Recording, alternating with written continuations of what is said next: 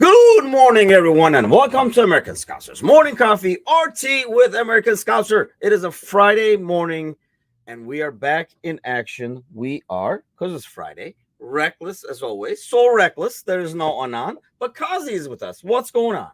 What's going on, fella? Lost our partner in crime, haven't we? Tim, you know what I mean? It's like Bonnie without the Clyde, innit? They just go together with young and Anne. So, but yeah, man, I'm all good. International break. I don't like it in the first week in September. Yeah, what the hell, right? I do like a break sometimes from the Premier League and have a little weekend off, but not when you're 3 days left. 3 weeks into the season. That seems weird to me, but yeah, a nice little weekend off. It's kind of like a worthless. It kind of worked out timing wise for me, I guess, in terms of like when I have the weekend off. But still, man, it's kind of like, yes, good morning. It is Ryan Allen and Cersei right off the bat with the negativity. Jesus Christ, we just started. That is reckless. 240 days left. So Mo, Van Dijk, and Trent leave for free. They're not leaving for free. I don't even know if any of them are leaving. I guess I was really hoping that we don't get into this, but let's get into it anyway. What is your gut feeling? I've been saying all along that next international break is when we're going to get a lot of extensions, which is going to be October. I think it's like the middle of the month, if I'm right. What is your gut feeling? All three stay.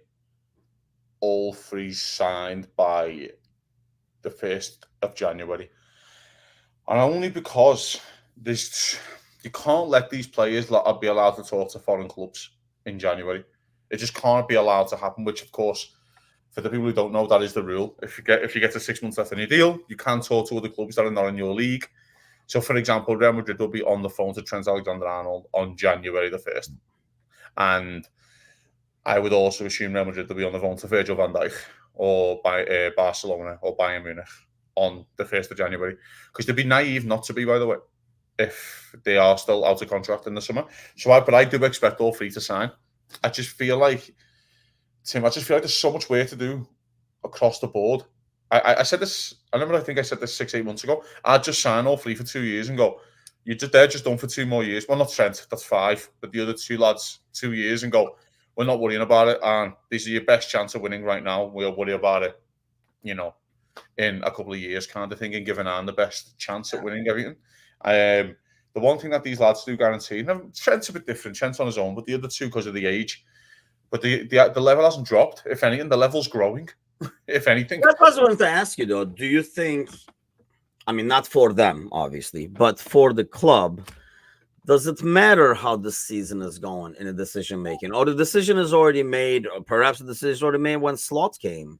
And maybe Slot wanted to see if because we talked about this, right? Like in summer, while it was a jacked up summer and probably not the best time to go to get a good manager because of the shortened summer, in some ways, it was easier to implement a new system with the young guys and the squad guys and then let the seniors come in. And, we talked about why the preseason was important and stuff like that because of that. Do you think Slot did want to see how these guys buy into the new system where everybody, obviously winning makes everybody look happier, but everybody does look happier and okay with the new system. There is no like, we used to do this, that was so much better kind of a talk coming out, obviously because the results are good. But do you think that has an effect, or is that something that they were waiting on at all? I don't know. The Richard Hughes thing's interesting with Michael Edwards on this with the contracts. I get the situation we were in the summer. I understand that. But there's also a part where I do think it's naive to let all three go into the last year. I really do. Go back to the system part. I think any player would play in any system as long as they're winning football matches. That's always been my case. There's players who die for Jose Mourinho and they have 25% possession in some games, but they win football matches 1-0. So they don't care as long as they're winning football matches. I do think there's players like that. As long as the plan works, I'm all for the plan. That's exactly it, isn't it? You know what I mean? But it's when the plan starts to fail, that's when, of course, we need to change plan kind of deal. Which is the same for everything, by the way, even in ways of life. But going back to these lads, I just feel like Salah looks like the happiest he's been. And Salah's comment on the weekend, it's kind of been like, I blew out of proportion a little bit in my head and I kind of understood what he was saying. I think he is being a bit mischievous. Yeah. No one spoke to me. But that also doesn't mean that no one's speaking to his agent. And his agent's like, just don't, the offer's not there right now. We're just discussing the offer. We're trying to get you to where this is. That doesn't mean no one's speaking to his agent. It also, and his agent also likes to be a very mischievous online. We all fell for that a couple of years ago. We went Mo signed his other deal. You know what I mean? Yeah. Remember his agent was like posting like weird emojis and like laughing face on his. He knew what he was doing, and he knew. The one thing I'd say, the one I'm most worried about is Virgil, to be honest. I feel like Salah just wants to break all the records in the world and loves playing for Liverpool. Virgil's the one where I kind of look and go, the Barcelona Real Madrid thing for him, especially if you do Liverpool do a big trophy this year, one of the big two, and you go, fuck it. You know what I mean? I can't be asked. Do you know what I mean? Like, there's also that incentive, though, you think? Like, aside from money, maybe higher wages or whatever, but and not going to Saudi with those wages, what would be the incentive for a guy like Van Dijk? Because I agree. I think Mo is more about the records and stuff and being a club legend and being considered like 30 years down the road, being like, being used in the same sentence as, like Gerrard and Dalglish and stuff like that. I think he's all about that. Van Dijk is not, and he would not be anyway. Maybe, what I mean? Like 30 years from now, when you talk about best players, Van Dijk is going to be like, oh, he was one of our best defenders, but I don't think he's going to come into the best player talk. Because sadly, that does go to more goal scorers and moments guys and stuff like that. But what would be Van Dijk's incentive? Go to like Real Madrid just to win more trophies and get money? I mean, for it's the allure. The career's short, isn't it? The career's short. The allure of going, well, I can go and play in the Nou Camp or I can go and play in the Bernabeu for 18 months, 2 years and have a lovely time. I can go to Bayern Munich and win the league there and have a lovely time. Do you know what I mean? There is that allure as well.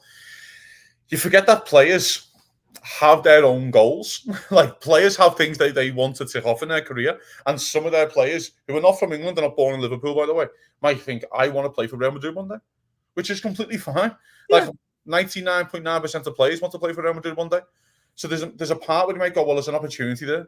Do you know what I mean? I actually watched the Overlap podcast a couple of months ago. And I remember Roy Keane was talking about that he got offered Real Madrid after he left United for 18 months. And it's his biggest regret that he didn't play there. Because he went to Celtic, because that was like a home thing with Irish and Celtic and stuff. And he went up to Celtic there and he didn't really take care of him. So career was over. And he kind of says, I wish I went now. I wish I played abroad. And of course he's from abroad and I get that. But you do forget he's been in the country for like 15 years. Yeah. He's been in the country a long time, including Celtic, Southampton and Liverpool. It's been a long time for footy. I don't know, mate. I just feel like, by the way, it's your last best chance of winning the Champions League is if you go to Real Madrid to go again and go, I want to win it again. It's probably Real Madrid. They win every fucking year. Do you know what I mean? So it's like, there is that as well. So I just think for Virgil, he might look and go, if Liverpool do Canate as well and get him down to a nice deal this year, because I keep saying this, people, again, it keeps getting blazed over by our fans. He's got 2 years left on his deal. And the way he's playing football right now, I understand he loves an injury. And I get all that. But if he gets up till Christmas and he hasn't missed a game, then he has to be looking for a new deal, surely. I think all fans here would agree with that as Liverpool fans. You might look and go, well, these are pretty much in a good shape. I've lost my mate and Matip, and these are in a good shape. Like, Kanate's a young boy, Kwanzaa's a young boy, Gomez is still knocking about maybe. And they can go and do an Agate or something and be in still a safe space. And then Real Madrid will always come knocking. Yeah. Ryan says, I hope Timuchin's gut isn't full of shit. Timuchin's gut is full of wings. What are you thinking?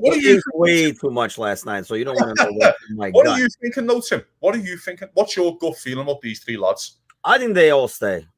For 2 years, Salah and 2 and then Trent, hopefully a 5. And like a 4 or 5 or something. Yeah. I think they'll all stay.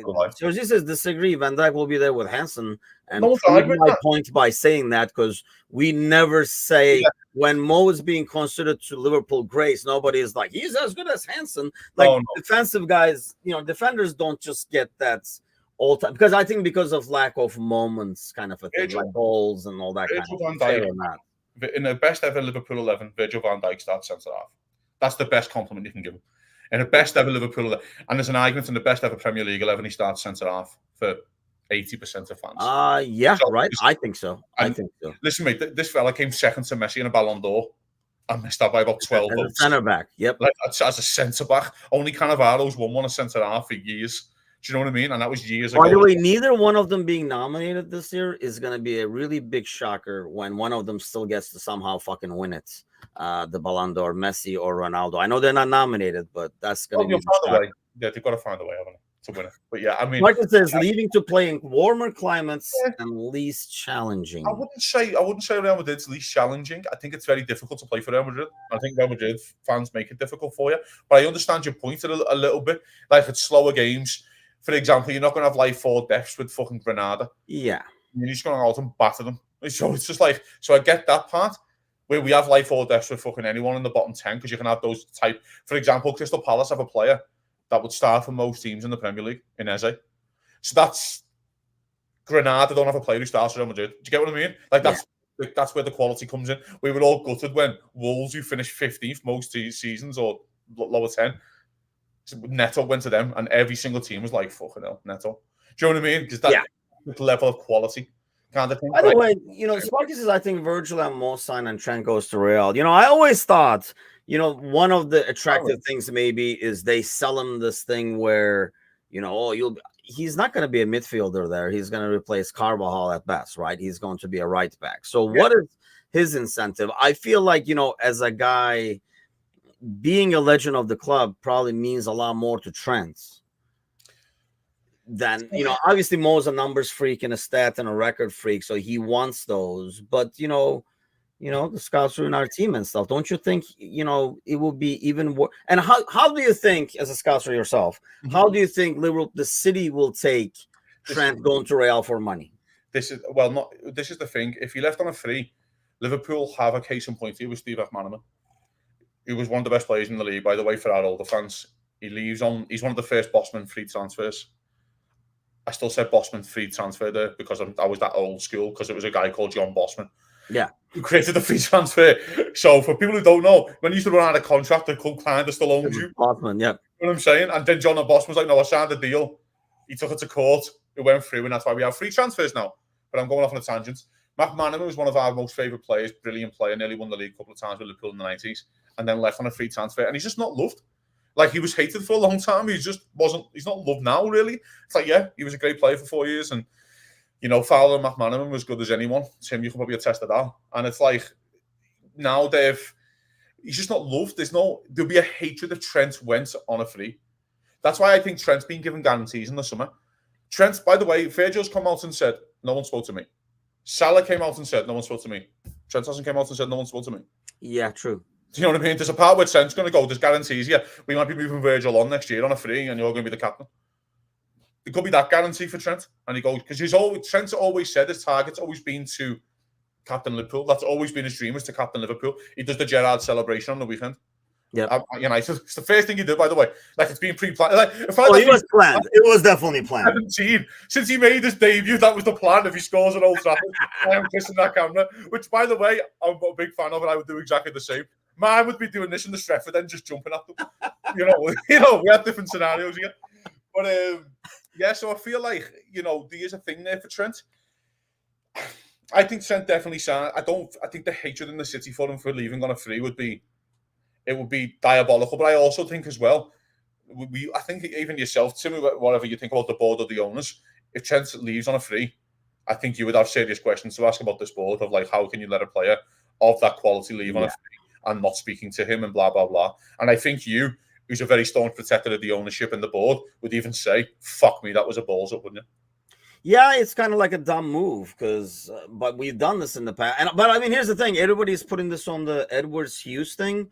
I put it on last summer, not like the summer before, because usually you try to seal these deals even before and not wait till the summer of. Yeah. We should have probably done this, not this summer, but last summer, to be honest with you, and not put ourselves in this situation, especially now with 3 players. At least, seal the deal with. And Trent is probably the biggest no-brainer in that sense because of his age. Age is not an issue. I can see being a bit more cautious last summer and saying, well, let's see how they react. Van Dijk was off the injury and stuff like that. I get that part. But I felt, Trent being left to the last year is just not a smart move.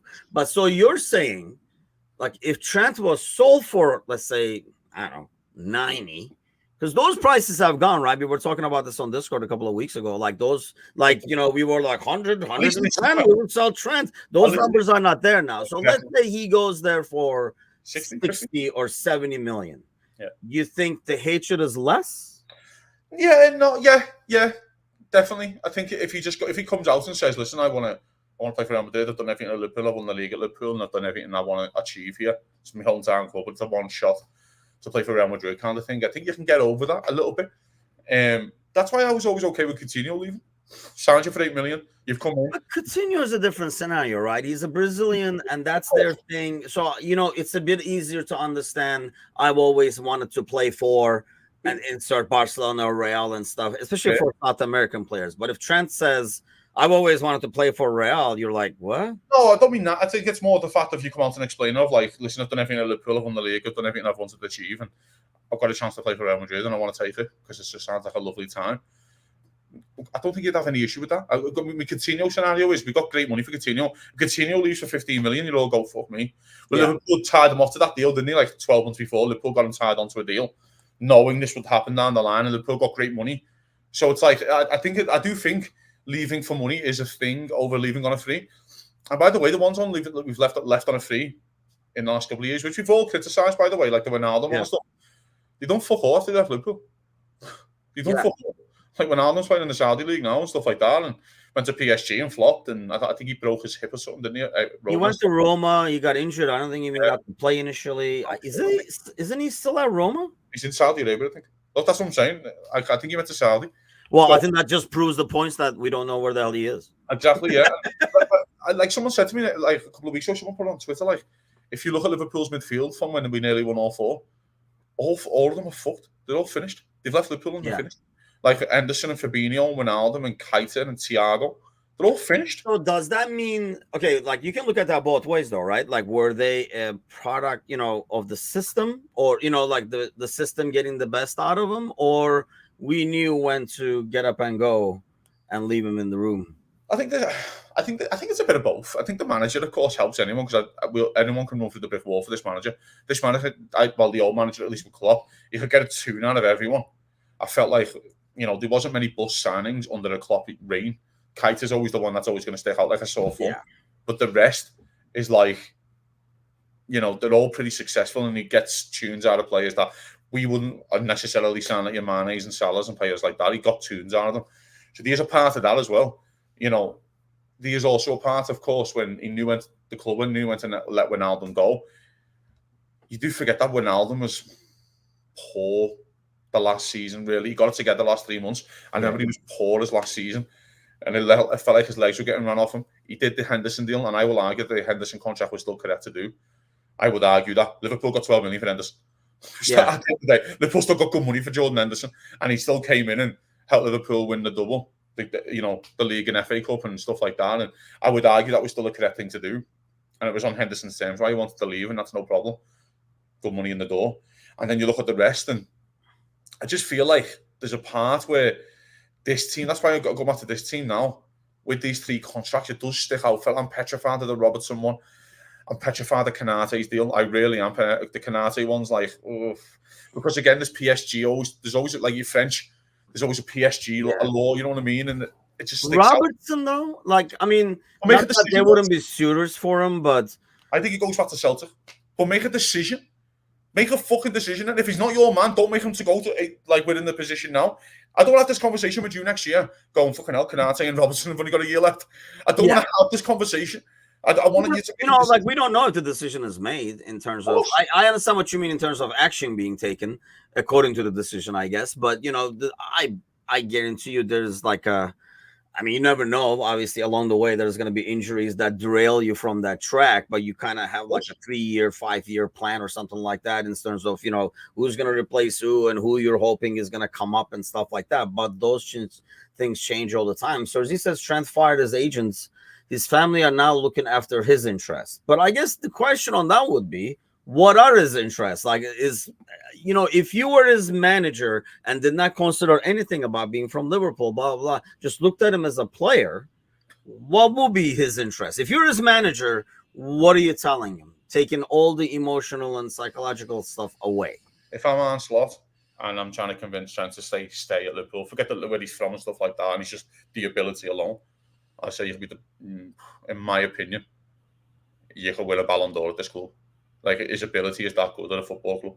Like, and I know he plays right back, and I understand that's not really sexy, but there is a part where he has made the position kind of sexy, and there's also a part where I just don't think I've ever seen a pass of a ball like him, and rather than Gerrard and De Bruyne and stuff, it's a joke. It's a joke.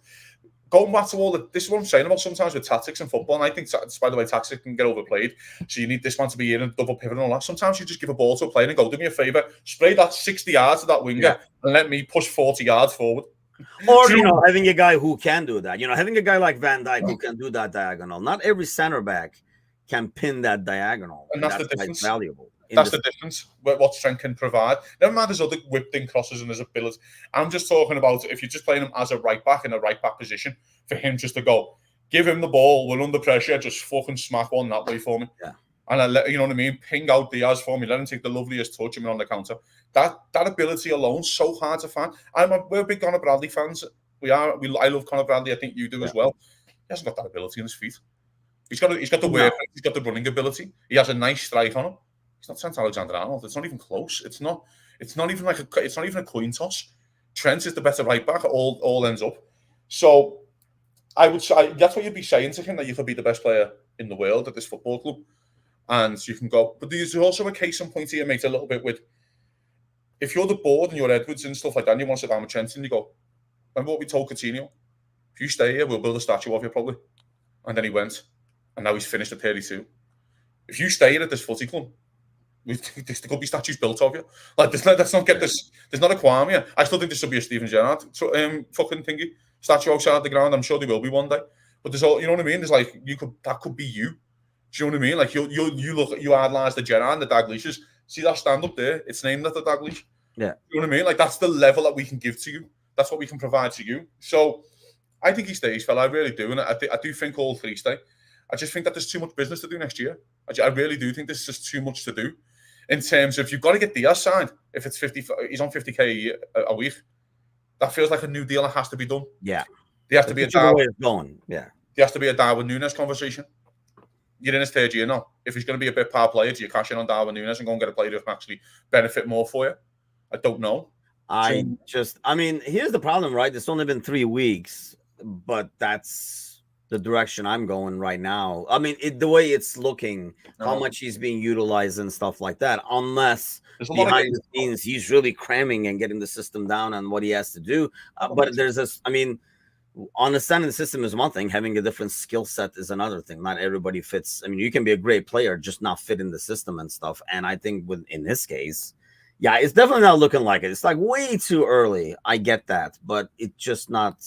You would think he would get more minutes, especially, for Jota. You would think he would come in the 60 and stuff like that. But I do think, like I've mentioned before, previously, the manager's treated these 3 games separate than he would the next games, because they're all back to back now. We're all in a row of games. We say that, but you've been saying that, right? We've been talking about this, but you would think, like, this is the starting 11 right now, like we thought. Like, in a must-win game.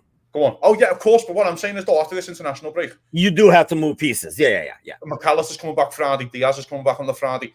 The Diaz argument is the one, isn't it? Because you look at if Gakpo and Núñez, you go, I want to play on the left-hand side there. Because if you know what I mean? If he does Diaz again, I'll be like, oh, this.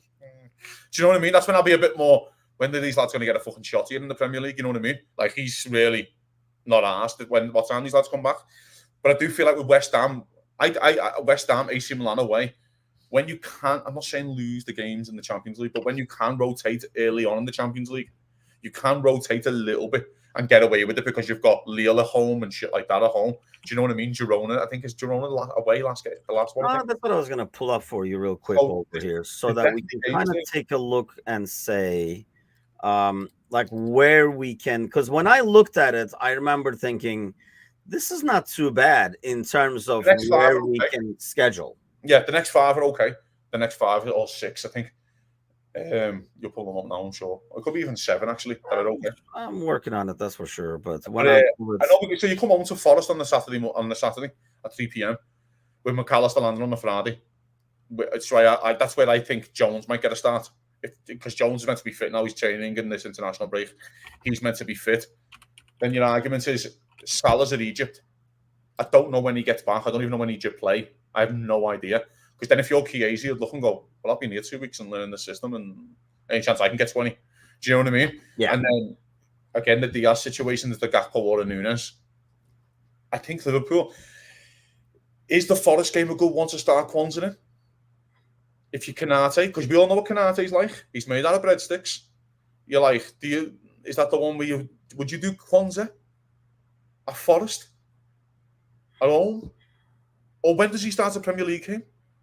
See, I have to say it, and Mateusz is saying this. Counter argument: take care of the games you should take care of. I just feel like I get that. You pick a lane, right? And I feel like right now the lane should be the Premier League. I mean, this is just me personally talking.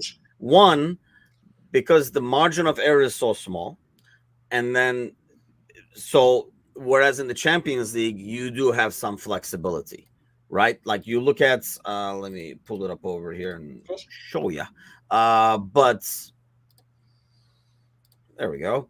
Like we kind of start with these games here. Like I would kind of roll the dice and use them, and the second game at home. Who's the 7th and 8th then? The 7th and 8th for Lille at home and PSV away. That's in the January. Yeah. Lille at home and PSV away as well.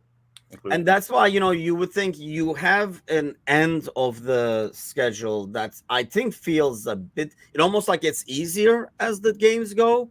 Yeah. So you do leave it's okay to have a must-win game if you have to. I don't think it will come to that anyway. Sure. But I think that's what I would roll the dice and get the rotation and then focus on the Premier League. Sure. I know that's not going to happen because of the travel and all that kind of stuff. Would you do McAllister and Diaz for Forest? Would you do that? I think it depends on when the hell they get back, man. It's usually Friday morning, isn't it? They usually jump on the same plane with the City players. That's always been the thing, isn't it? And the United players, they all share the same private jet. And we play Sunday, right? Saturday. 3 people. Saturday is risky. That's I don't see him doing that. Remember last time when he done McAllister at Wales Wolves last year, and he hooked him after half time because McAllister looked like he hasn't kicked the ball. Yes, he looked bad. I mean, it was absolutely horrific. It was absolutely McAllister was dreadful, and that was on the. You have a game on Tuesday, so it doesn't make sense That's my point. Do you do your changes at Forest, then go strong maybe for Tuesday and Bournemouth? Go strong again. But do you do a couple of little diddles, as we say now? Do you do a Kwanzaa, Van Dijk, Robertson, Trent, midfield? Do you do Gravenberch, Jones, Szoboszlai? Damn. The thing that scares me is it is at San Siro and stuff like that. If you were going to PSV, I would be like, yeah, throw Kwanzaa out there and stuff like that, but... Not for the Milan game, I'm saying for the Forest game. Would you do? No, I'm like basically planning the Forest game based on the Milan game in a way, because most of the guys you see on Saturday, you're probably not going to see on Tuesday on a short turnaround, maybe barring a Van Dijk or something like that. But I think you get 7. You can put Gakpo out there. I don't think you're having a huge drop, and this is probably the conversation that we have to have. The problem that I'm always worried about is this midfield. I kind of like this three right now and the dynamic they have, but I think we were talking about this on like Monday, maybe. The drop off is so big. Whereas I don't feel it's the same drop off going from Diaz to Gakpo as opposed to going from McAllister to, let's say, Jones. Okay. We don't know really because what Jones has shown me in the system, I know it's only pre-season, he showed that he could play the system pretty well and pretty, he looked very good in the system before his injury. But the one thing the manager knew is when you never signed a player after Zubimendi was you've left with the players you've got and you fucking deal with it. And you knew what you were getting yourself into, that there was a lot of games coming up and there was a lot of issues happening. So I don't think the drop is that big for Jones.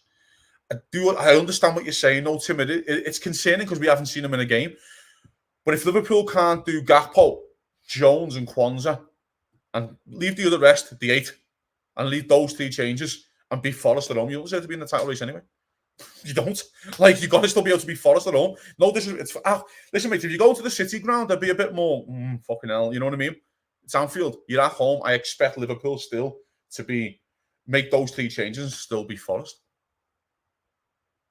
I mean, here's me, I worry. And sometimes when this shit looks that easy. I mean, here's the thing. I feel like this system is a bit less concerning because of that, just because they can they play a bit safer. I always worry about these easy home games where we fall behind and we have to dig ourselves out and stuff like that. I don't think it happens as much with this system, unless it's like a set piece or like a mistake in the build-up or something like that. But I just really don't want to do too much of and that's, I guess, like my concern. I know he always likes changing like the fullbacks and the like the wingers and stuff like that, but I would have liked to see more rotation in midfield so those guys get some minutes and they don't get their first minutes as a start. Maybe, yeah. I just feel like with the positions we've been in, though, apart from United, really, we haven't been massively comfortable in games. Especially Ipswich, we weren't comfortable. We won in the end. We weren't comfortable. Do you know what I mean? And then you look at Brentford, you could say, but we were 1-0 up. And after our time, it wasn't like, oh my God, you can bring them on the 50 or the 60. You know what I mean? There was an argument you could do that for the United game. But I also get that case in point as well. I don't know, man. I just feel like we should have a bit more faith in these lads. You know what I mean? I'm a big fan of these players that we're talking about. And I know you are, by the way. I know you are, but you'd be a bit more... Yeah, I think you'd feel better if you'd played a couple of minutes this season.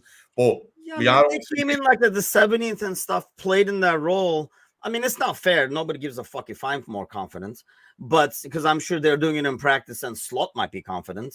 But you know what I mean? Like game speed, we always talk about game speed and stuff like that. For them not getting those minutes there, I don't know, it's just concerning.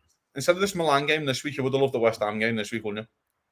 You would have loved the West Ham game this week and went, get these lads in now. Do you know what I mean? Get the like, let McAllister do us an hour. You do Jones for 30 at Forest and do Jones for 90 at West Ham.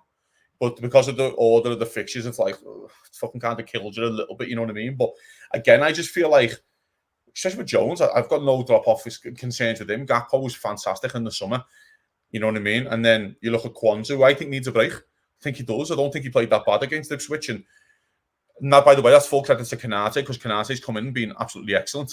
So there's a part where Konate's just come in and took his opportunity, which is good for him. But it's also poor for the kid a little bit. But I'm only asking for 3 changes. I don't think I want much more. I think I want those 3 if you're going to do changes. I'm worried about Konate. That's true. Yeah, I'm worried about the... fucking hell, I'm shitting myself on the lad. Because if he is fully fit for the season, it's a bit like Jota. I think if Konate does you 50 games this season and Jota does you 50, I think Liverpool could win anything that they want. 50 is a lot, dude. Really? 50? Well, the Champions League. You set the bar really high there. Well, it's 38 in the Premier League. The Champions League is going to be closer to what, 20 games to win it now? If not win it. Yeah, but you're saying basically 50 out of 58? Sorry, not 90, full 90s though. I'm saying 5 for 50. Oh, okay, I got you. Okay. Are you 50? Are you on my bench for 50 games? Are you on my squad? Okay. You know and then you can take them off for 70. Like we are doing with Robertson at the moment. Yeah. You know, the drop off to Simicast is so big. But Robertson's been getting taken off and getting his legs saved because he's getting to that stage of recovering from injury and age. What have you thought of Robertson so far, by the way? Because I think that's a player that I don't think we've ever talked about literally this season, it feels like, since the season started. Maybe because he was already there, but... I think he's been good. I think he's been pretty good. I thought he was a bit awkward against Ipswich, let's say. I thought it was awkward for him against Ipswich. I didn't think he had his best game. Still thought he was fine. I didn't think he did any, there was no mistakes in there, and I thought he played well. And then I thought against United, he was really good. Brentford was okay. Good again. Actually, not okay, he's harsh. Good again. And then I thought United, he was really good. But it also helps that he's taken off on the 70s and 75s and going to Costas. It's 15 minutes. Can you go and play 15 minutes and look like a Premier League footballer for us? Yes. Fine. You know what I mean? And by the way, I thought he was great last year, Costas, for 12 games before he got injured. I thought he was great. But this is the thing about the Konate joke. I went fit for 50 games. Yeah. Like, are you in the rotation for 50 games? Which is the conversation that we need to have here. Can you bring him? Can you do Kwanzaa for 70 one game and then do Konate for half? You know what I mean? So I think Robertson, mate, he's in a weird spot, Robertson, isn't he? Because people think he's like finished and stuff. But then I actually thought for the last 3 months of last season, he was really good. He's come out and I thought he was good again. So it's like maybe he's like looking, going, don't count me out just yet. Well, maybe we're thinking that he doesn't fit the system. Maybe. But I think that's part of it. Like people think, like his bombing down the left side is not as valuable now because we don't do that as much kind of a thing. But at the same time, I think the biggest issue I had with Robertson where he would mess up that back line because he would cheat off a little bit off of like Van Dijk's shoulder and mess up the line and stuff, does not happen to be as big of an issue in this system. So that's kind of gotten eliminated because we have not seen it yet because we play a bit safer and that ball is not going over the top where he's going to kind of like cheat with the right winger kind of a thing, because that happens almost like at least once a game, it felt like before. But that has not been the issue because of how we're like, like spacing out the back line in the system, I think. So that was my concern. I think he has been like, he hasn't been great, but he definitely has not been poor. He's been good. So yeah, I mean, we'll take it, no problems, right? Like you didn't say if so and so, if you had somebody there and stuff. It's been like I don't know. Maybe that's why we haven't talked about him. It hasn't stuck out. It also helped me when your left winger is running back like Darwin was in the 91st minute. Yes, and helping you. Do you know what I mean? And cleaning up for you, knocking balls off the corners and shit. It fucking helps. Do you know what I mean? I know. And by the way, I know Robertson wasn't on at that time, but what I'm saying is, when the left winger's working so hard, it also helps your left back a lot. We used to say it all the time about the Trent situation when under Klopp. It's easy for Robertson because he's got Sadio Mane in front of him.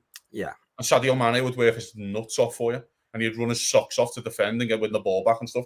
It helped Robertson massively. Not that Robertson wasn't a great defender, but it also might, if Robertson has any weaknesses, Mane would help you and not let you get exposed like that. Where Salah was the opposite. You know what I mean? And would expose you a bit because you used to cheat a bit. So, with these wingers, I feel like Salah's working really hard at the moment. I thought he was running tracking back a lot against United and working really hard. But I also thought he just wanted the ball just to take the piss out of them a bit more, which I'm a big fan of, by the way. Because it looked like he was just enjoying himself. Like, yeah, this is my playground, and you've all paid money to watch me play, and I'm going to show you what a real winger looks like. Not that £100 million fraud that you have on the bench. I'm going to show you what a real footballer looks like. But I think with Robertson, mate, again, I just think he's 30 now. He's 31 in March. 2 years left. I think if there's anything that he wants to do, I think he would like to go back to Celtic and prove people wrong because it didn't work for him at his home club. He's grew into this player. He's Scotland's captain. You could go back to Celtic, play in the Champions League with Celtic and have a lovely time. Do you know what I mean? I do think that could be a driving force. When you're asking before, what's Virgil's driving force? That could be Robertson's, couldn't it? I'm going to finish business there. They cut me. I'm a Celtic fan. I'm the Scotland's captain. You go back at 31, 32. You're not dead. Yeah, that sounds like a more smoother transition, doesn't it? Yeah. You win 85% of the games every year. Do you know what I mean? 90% of the games, you're going to win the league or you're going to win trophies at least, and then you can play in the Champions League for Celtic and have a moment. I do think that could be his swan song, as they say. Yeah, because we don't see an extension for him, do we? The way he's playing, I don't know. But you're at the stage where... But don't you try to get a left back that's more for your system? If Agate was done this summer, I'd have a chat with you. But at the moment, I don't know. Like, what? I don't know, because the sample size is so small with this system. We keep saying this system. True. Yeah. Very small. I don't know what really system is. We think we have an idea because we've watched 3 football matches. But come and ask me at Christmas and you go, actually, no, you need a centre half who plays left back. Or you might come to me at Christmas and go, no, we need a proper left back. You know what I mean? When we have more of a big... Because if you say to me, oh, we want to do like the Pep way and he has 4 centre halves, you know what I mean? And he does it this way and that's how he wants to play, which Chan can play anywhere, so that's fine. But he might want a Ugarte to play like left out to centre half. You push Trent up a bit, then he goes more 3 at the back. That could be a thing. I don't know. We don't know. We're basing off a very small sample size where Liverpool haven't had a lot of games of football. They've had a week to prepare for each one. So there's also that as well. Yeah, that's a big thing, right? Do you know what I mean? So I do think with Robertson, the way he's playing, mate, I wouldn't count it out. I wouldn't count it out. But I don't know. Basically, would I give him one based on this footy? Probably. But if not, I would sell him this summer coming in. You've got to sell him. I don't want to have this chat with you, Tim. Oh, he's going to leave on a free next in 8 months. Fuck off. Just sell him this summer then. Just let him go back to Celtic for 12 million. Let him go out like a hero. Yeah. Do you know what I mean? And don't let this like hang on over our season like a noose around our neck. Because we're trying to get excited for the season. I'm not you. I'm really excited for the season. I'm really excited that I think Liverpool could conquer anything this season. And I feel like I don't want these 3 contracts hanging around my neck that keep you up at night. Because let's get it right. Out of Liverpool's best 5 players, they're in the top 3 out of 5. Salah, Virgil, and Trent. Yeah. Liverpool's best 5 players, they're 3 out of the 5. You know what I mean? Along with Alisson and maybe a McAllister. Do you know what I mean? So I just feel like I don't want this to happen next year. So make a decision on the kid and let the kid know what the plan is. Ryan says Robertson kind of scared me this summer. Looked real old. So far, he's been great, but I guess I don't trust him on possible health issues. I guess the biggest problem is I don't trust Costas. I think, I don't think. Listen, if Robertson left, he wouldn't play. It wouldn't be Costa starting Liverpool. Yeah, exactly. That's what I mean, right? I mean, because you were saying if Trent leaves, Bradley's the conversation. I don't think Costas is even a conversation. No, it's not even close. No, of course not. No, it wouldn't. Like, I think if Liverpool would have got an half-decent bid in the summer, they would have sold Costas. And I genuinely think that would have happened. But again, and the argument is no backup left back and stuff. I think they would have. I think they made the decision on Costas when Ryan Sessegnon went for a free to Fulham. Yeah. I genuinely think they've made the decision and went, is he getting kept or not? Because he's available at 25 and he's English. It helps us with the homegrown quota. What's our Costas plan? Then Costas is sitting there probably on 40 grand a week going, I'm having a fucking lovely time. Don't you worry about me, boys. Do you know what I mean? I'm fucking loving it here. I'm just pouring some coffee for Mo back here. You know what I'm saying? I'm having a lovely time. So I do think the decision was made then on Costas, but Liverpool would sign a left back.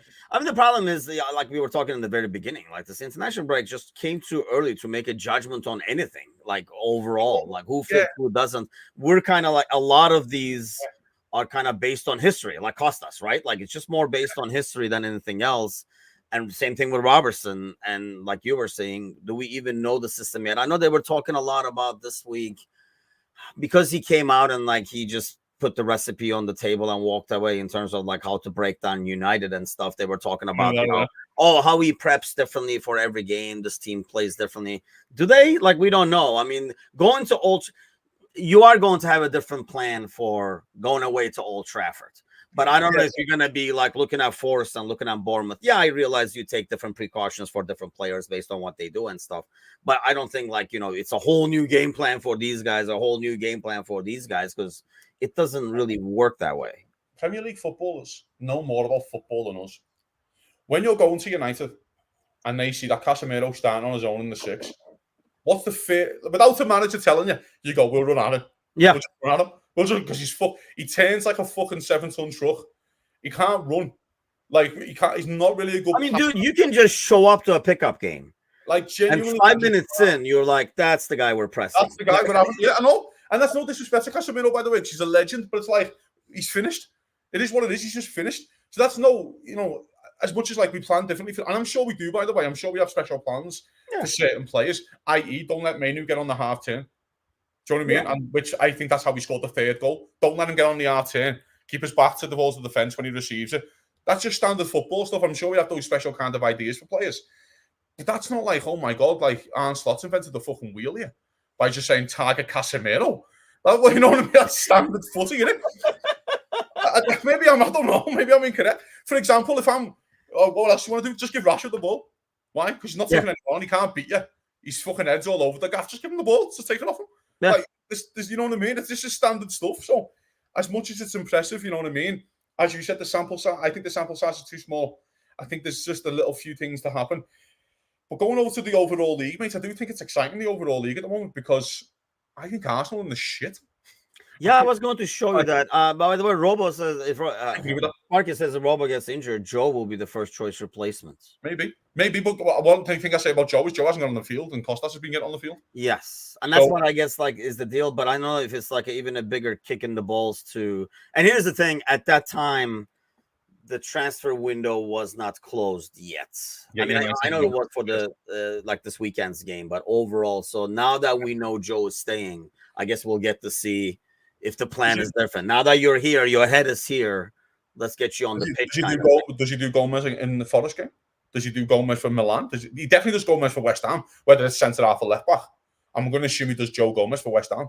But you have to get Joe Gomez fit then. You have to get Joe Gomez playing. I think if anybody, you get Kwanzaa out there. I guess one of the big things, and I've been talking about this for a couple of weeks now, ever since he got kind of pulled, I want to see what kind of a Kwanzaa we're going to get out there. Are we going to go out there? Is he going to go out there to prove a point and say, hey, that was one game and I know what to do?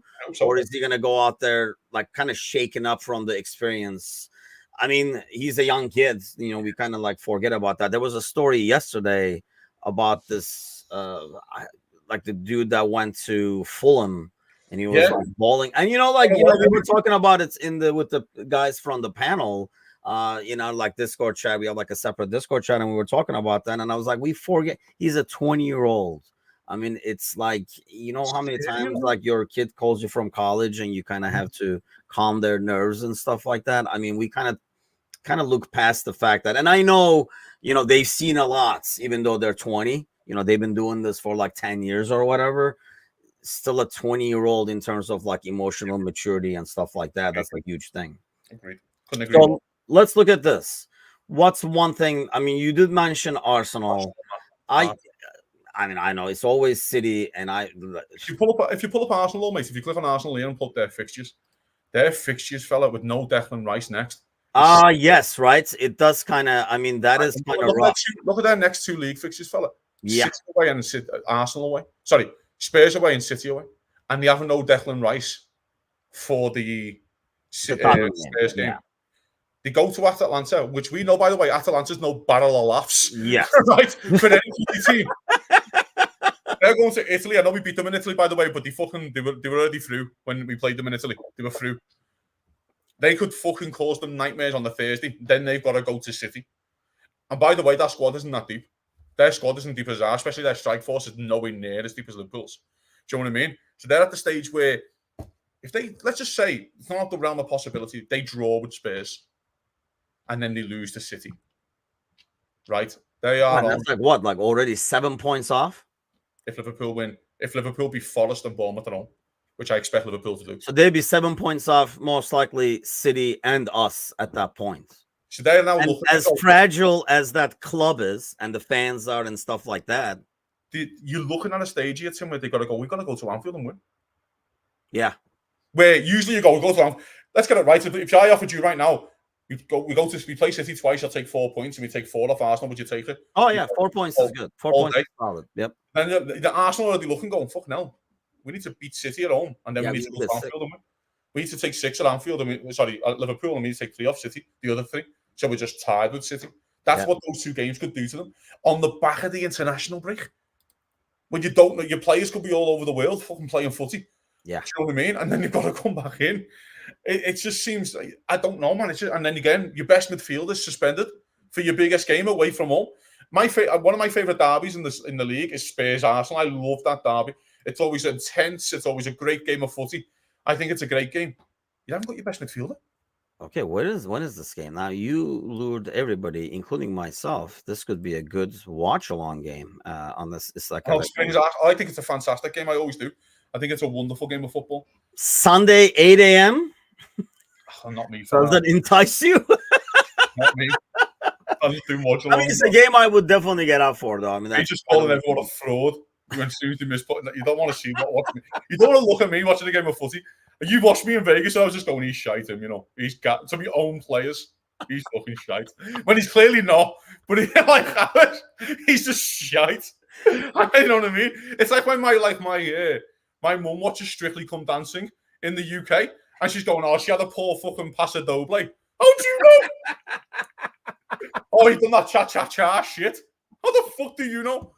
That's one thing I realized, by the way, when we did the American Scouser, like the little petting zoo, is like even when that day when we watched the game, we like literally it was almost like 3 of us, 4 of us watching the game, like your dad, like I mean, and whereas this one, there was like a bunch of us, so there's a lot of, and then people that you've never seen and stuff like that, so there's like a lot of like conversations happening with people you haven't seen in a long time, blah blah blah. And it was weird because thank God the game was easy because I felt like I wasn't helping the team, like I could not focus on the game to kind of like give my full focus at that. I came back and like I watched a lot of it because I was like, I didn't even know how the subs did. Like I got to go back and watch it. So I didn't really get to, because I thought the game was so easy. It felt like we got together for a preseason game is how it felt. Like the last 30 minutes, that's how it felt. We were like joking, laughing, drinking, blah, blah, and then kind of watching like what's happening kind of a deal. So, but that's why I only do watch-alongs for teams that are not Liverpool. That was at the game in Vegas with me and you. Was it Newcastle at home? I think was it Newcastle home, yes. Beat them like 4-1 or something. And then remember one of the goals, everyone was celebrating. I just looked at you and went, he's offside. I think it was Darwin scored. I went, he's offside. And everyone's going crazy around me and I'm like, definitely off. And you were like, no, he's not. I'm like, you fucking off, I'm telling you.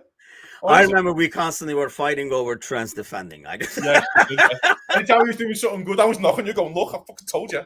And every time he's out of position, you were going, "Look, he's out of position." Yeah, brilliant. Oh man! So this weekend, obviously, this is going to be for next weekend. This weekend, there's nothing going on. So Turkey plays today, which definitely leaves the entire weekend open for me. I mean, I'll just watch it today as I work and stuff like that. This Nations Cup thing is the stupidest thing. If it was like a World Cup qualifier or something like that, I would be a lot more invested in it, to be honest with you. This one is like, I really don't care. I mean, it's basically a glorified friendly. They put it into a format is all they did so they can make some, so that like UEFA can kind of make some money off of it. Otherwise, it's like, yeah, I couldn't agree more. It's a nothing thing to me. I don't watch them really much anyway. I don't really watch international football. I definitely don't watch friendlies. And this is what I mean. It feels like friendlies. I mean, I did watch it. I mean, it's soccer, so I'm gonna watch it if it's on in the background, kind of thing. Like I had the Denmark-Switzerland game on yesterday, and who makes Shaka a captain and hopes that he's going to calm the nerves of the rest of the team, kind of thing. So yeah, he earned himself a red card yesterday. I mean, it was kind of like it was a very intense game. It definitely. That's one thing I'll give credit to them. Aside from making money off of these, they've kind of made the games less friendly, if that makes sense. Like it doesn't feel as much of as a friendly. Some of these friendlies almost felt a little bit pre-seasonish. They've kind of get that out of them. That game did not look friendly at all. I mean, these guys are competitive. You get them out there and, 5 minutes in. There's also a part, though, fella, I think, if you're UEFA, to get people on board with the international footy, is that you can cancel this break and just put it back to back with the one in October and just give people 3 weeks off and just have a little mid-season break. That's too long, dude. Do you know what I'm saying? I know, but I'm saying, but we're not on board. You're 3 games into the fucking season. Yeah. And probably better for international teams, have them stay in camp for that long. You've just seen them 4 weeks ago. Yeah. Playing in tournaments. You know what I mean? That's what I don't get. It's like, surely you could just go, everyone's having 3 weeks off in October, go and play your international games, go and get these fraud football matches out the way. And then we can all go from there. I just think there's a part where you go, 12 games into the season or 10 games into the season, including your cup games and shit like that, and then we can stop. When you're 3 games, I just think it's like, And when is the other one? It's like a month from now. It's like mid-October. The end of October, because Turkey plays.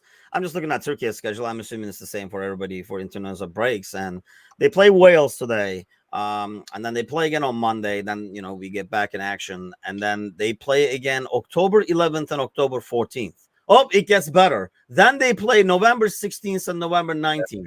So once a month we have an international break. Every 5 weeks. October, can't you just do in October, just say we're having the fucking month of October off and play 4 games? You know what I mean? Or play 3 weeks off. You're playing 4 games in those 3 weeks. But it feels like you're into the season then. It doesn't feel like we're into this. As you said, I know Liverpool are winning 3-0, but it still feels like a bit like pre-season a little bit. Yeah. If we don't know what anyone... I keep saying this, everyone goes to me, Arsenal went to Villa and got a good win. And you're like, Villa finished 10th, isn't a good win, is it? It's a standard win. I have no idea what they're going to be at to Champions League football. That hasn't started yet. Yeah. You know what I mean? And Watkins could get injured and then he finished 10th. I don't know. Is that the biggest concern right now? I mean, that is for me at least. You look at 3 weeks and you don't want to get too ahead of yourself. And I think the biggest reason is I don't know how much of a drop-off we will have. I like how this team is playing. Yes. But I don't know how much of a drop-off we will have once we start having to rotate. That's what I'm saying. We don't know. This is why. So, by the way, I'm very much ahead of myself. I think Liverpool will win the league. That's why I am very ahead of myself. This team got 82 points last year, Tim, with the worst injury crisis known to man. I think if you can keep this team fit, this team can be as good as anyone. I think you've went to our hardest ground and won. Let's get it right. I think Goodison Park is a tough ground, but Old Trafford, our record there is horrific, and Liverpool have went there and battered them. So then, are we getting rid of the myth that this team was crap? It was only playing well because they had Klopp. I don't think it was ever. I don't think it's ever a myth. I don't think it's ever a myth. I do think it's but we all knew that this team wasn't the finished article. I think if Liverpool would have won the league, everyone would have went, yeah, we won the league and they're a fantastic team, but they're not the finished article. They still have areas to improve. We still ran the legs off Robertson, for example, or whatever that is. You can get to that stage as well. I just feel like it's more the injuries destroyed them. Last year, the injuries really, really hurt them in the end. And by the time we got these players back, they were nowhere near match fitness, and we were into the business end of the season. But I know, like, the anti-FSG crowd, which you captain, you know what I mean? Like, their biggest thing always has been like, this team is not that good. They're not investing in this squad. They're only playing good because of club kind of thing, which we knew. I mean, you have some of the world's best players in the squad. So that wasn't the case, not to diminish anything Klopp has done, because whenever you say that, that goes, people got government. I'm not diminishing anything he's done, but you got to give credit that this is like a really solid squad, and looks like they bought into the system, whatever that system is, and it can go really good. The injuries are always a concern, because do you think, because everybody keeps talking about this, I mean, so let me ask you before we leave over here, do you think, and I know it's too early, we don't know the exact systems and stuff, but this is less likely to cause injuries because of the way we're playing? Is it less likely to cause injuries? I don't know. Liverpool playing once a week. I don't know. Like, we'll find out. Which will be even more important when we have to, play more games. The way we play is better for injuries. Ask me after that October international break. Well, then we'll know, damn it. I don't know, Tim, but I can tell you right now, though, I'm liking the rotation. I'm liking that he has six strikers to choose from. I am liking that. Like, towards the end of last season, mate, we were struggling because of injuries. Diaz came back late, and I just like he uses the rotation. We were talking about this when we were watching it together, and I think we all said the same thing, that there is no way in hell Klopp is taking off Diaz in the 60th minute of a game when he's on a hat trick. Of course, but it helps when you 3-0 up. Even then, dude, go back and look at the game we won 5-0, 7-0. Look at the substitutions there. Yeah, but it wasn't this 5 like that we have now, or 6, you can set with Chiesa. Let's just say 5 because Chiesa hasn't played. We only had this 5 for 18 months with him. Darwin. Don't know. We don't know. 4.5. We don't know what last season, mate. We don't know what he is. Mo Salah gets his first injury in 6 years. Yeah. Cody Gakpo struggling for form. Diaz is injured. Has his fucking parents kidnapped. Like, you know what I mean? Yeah. All things, mad things that can happen in a footy season. It fucking happened. James McConnell was put in a fucking unbelievable fucking centre midfield performance in a cup final at Wembley for 15-20 minutes, and Bobby Clark took 2 of the greatest bookings I've ever seen in my life, which will stick in my head. The Arsenal away in the League Cup final. The greatest yellow cards anyone's ever taken before. So, again, you just don't know. If it would have been interesting last season if Klopp would have his full squad at his disposal. It would have been interesting that Konate would have looked like a Premier League footballer for 10 minutes. Because last year he did not look like a Premier League footballer. No, he did not. On the games he got, which was at Atlanta at home, he started. And he was fucking horrific. And we got back. That begs a question. Is it Konate being back to Konate? And, has Konate been a constant? But he won the job over Konate because of Konate's form, and Konate is back to being Konate. I think that's a really good question, because I do think we also forget how young Konate is. And he's allowed dips and falls. I think he's like 22 or 23. Somewhere around there, he's early 20s. He's early 20s, and so he's allowed dips in form. He's allowed to come out of form. It also doesn't help Liverpool that your most informed defender was Joe Matip. And does his at the time he was, and then does his ACL or something. Yeah. Out for the year. And it's I like, miss Matip. Bro, I'll take him right now on a free. Yeah, I would. That's my heartstrings. That's just for me. Yeah. I look at Thiago going, what are you doing? You've got to stay in England. For 6 months. See footage of them, like, fucking, even in like a practice or something like that. I would love to have Matip back. Yeah, but right now, mate, back to this team. We haven't got an injury. We are a fully fit squad playing once a week. I would expect Liverpool with a week's notice to beat any team near enough in the world on a week's notice. I think we have that quality. Yeah, with a fully fit squad, I think Liverpool can beat any team in the world on the day. So we'll find out a bit more when not everyone's going to stay fit all the time. They're all not going to stay fit. They're all going to run into little nicks and knocks, and we're going to have to take that in. By the way, fans are going to lose their heads on the back of that. But I think with the squad and how deep the squad is, of course, we think midfield is a little bit of a short one. We think centre-half could be short. But I think Liverpool, if Konate and Jota are available for 50 games this year, Liverpool can accomplish anything. And, we just counted I mean, here's the thing: if this thing is going well, and we just need some reinforcements for depth because of injuries in January and stuff, we just went through an entire month and a half period of international games between now and January, and that's like 3 months away, for God's sakes. And then So, Erling Haaland could get injured next week on his international break. yes, We'll go, oh, fucking hell, they're just going to roll the league, because you just don't know what can happen. It's football. Yeah. And you got to take your chances, by the way. You got to take your luck when you can get it. City took their luck last year. Liverpool, fucking hell, City came to Anfield last year and got absolutely battered. Luis Diaz misses about 3 sitters. You should beat them and basically take them out the league title race. Yeah. Because I was at the stage that Liverpool were at. Liverpool were top of the league at the time. And then if your players stay fit, and then, you know what I mean? Anything can happen. But City capitalised on that. And that's, by the way, full credit to them. So you just don't know what can happen. Right now, I'm excited. The team is fully fit. They're looking really good. I'm loving the shape. I'm loving the system. I think you are. Yeah. I think Liverpool have the next 6 games for Liverpool are very, very favourable. I expect Liverpool to win all 6.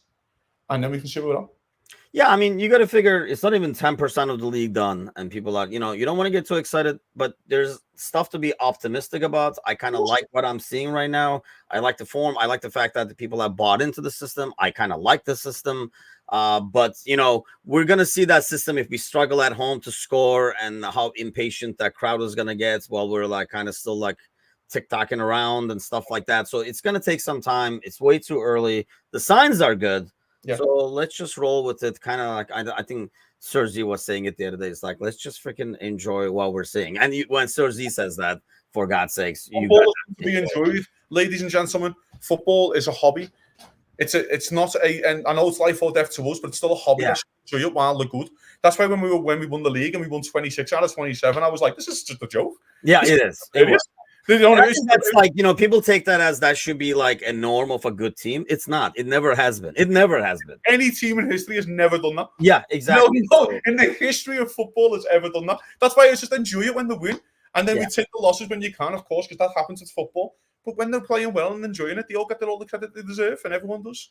Yeah. I mean, enjoy the ride while you can. Enjoy the weekend while you can, because there are no games and stuff like that. But hey, do send us a message and join the Discord if you're going to be at the Fan Fest in Chicago. Hopefully I'll be there. I know Goro is there, so there'll be a bunch of people from us as well. And then do tune in. Obviously nothing this weekend, but Monday morning I'll be back with the Polish Prince. Enjoy the weekend, enjoy international games or whatever, but mostly enjoy the weekend, because you're not going to get any for a while now. But exactly. See you guys Monday. Take care.